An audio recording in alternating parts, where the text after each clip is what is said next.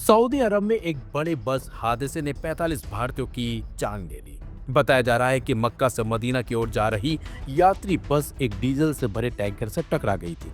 यह टक्कर इतनी भीषण थी कि 45 भारतीय उम्राह यात्रियों की मौके पर ही जान चली गई। यह हादसा मुफरी हाट नाम की जगह पर हुआ था।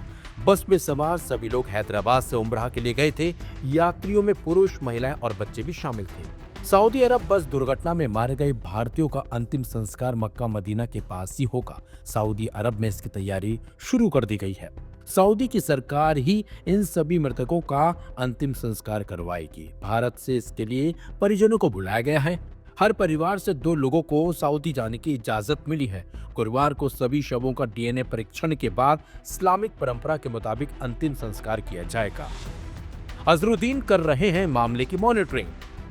तेलंगाना सरकार के अल्पसंख्यक कल्याण मंत्री मोहम्मद अजरुद्दीन इस मामले की मॉनिटरिंग कर रहे हैं। अजरुद्दीन इसके लिए 2 दिन पहले सऊदी पहुंच चुके हैं। तेलंगाना की सरकार ने हर परिवार के 2-2 सदस्यों को सरकारी खर्चे पर भेजने का फैसला किया है। शवों का डीएनए टेस्ट कराएगी सऊदी सरकार। हादसे के बाद सऊदी के अधिकारियों ने शवों की पहचान की प्रक्रिया शुरू कर दी है। कुछ शवों के बारे में जानकारी मिल चुकी है, उनका मृतक प्रमाण पत्र भी बनाया जा चुका है। वहीं कुछ शवों के बारे में अभी भी जानकारी नहीं मिल पाई है। सऊदी की सरकार इन शवों का डीएनए टेस्ट कराएगी। इसके बाद ही सऊदी में अंतिम संस्कार की प्रक्रिया शुरू होगी। भारत सरकार भेज रही हाई लेवल डेलीगेशन। बस हादसे के बाद भारत सरकार का एक हाई लेवल डेलीगेशन बुधवार को सऊदी अरब भेज रही है। यह दौरा मदीना के पास हुए हादसे में शामिल भारतीय तीर्थ यात्रियों को सहायता देने के लिए किया जा रहा है। विदेश मंत्रालय ने मंगलवार को यह जानकारी दी है। इस डेलीगेशन की अगुवाई आंध्र प्रदेश के राज्यपाल जस्टिस एस अब्दुल नजीर करेंगे। इधर ओवैसी ने भी इस मामले को लेकर प्रेस कॉन्फ्रेंस की और मामले पर लगातार नजर बनाए रखने की बात कही। अभी थोड़ी देर पहले हमारे जो एम्बेसडर साहब हैं, मेरी उनसे बात हुई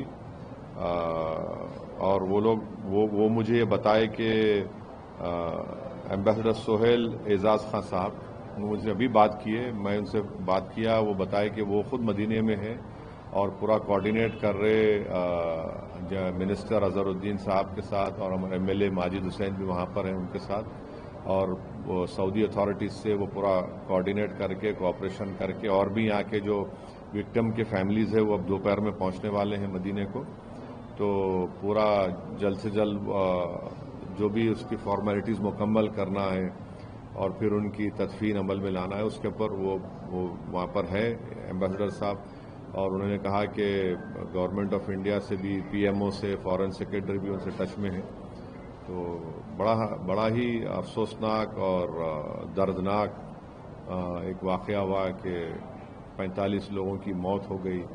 एक ख़ानदान के 18 लोग, किसी ख़ानदान के 6 लोग। अल्लाह उनकी मग़फ़रत करे और अल्लाह उनके ख़ानदान वालों को सब्र दे। बड़ा ही दर्दनाक ये हादसा हुआ है। बिहार की अगर हम बात करते हैं कि अब मुख्यमंत्री वापस जो है शपथ ले रहे हैं और आपकी भी जनसभाएं होंगी, क्या उम्मीद है? क्योंकि टीम वैसे भी लगभग बिखरी है। मुझे नहीं मालूम, वो तो पार्टी का काम है। लेकिन अब आप एक्टिव हो रहे हैं बिहार की पॉलिटिक्स में भी, तो फिर जाहिर तौर पर नहीं, देखिए, गवर्नमेंट बनाना है, गवर्नमेंट बनाएंगे वो लोग। तो गवर्नमेंट को, उनके पास मेजॉरिटी है, तब वो कैसे बनाएंगे, क्या बनाएंगे, वो उनका फैसला है। मैं क्या उस पर बोलूँगा।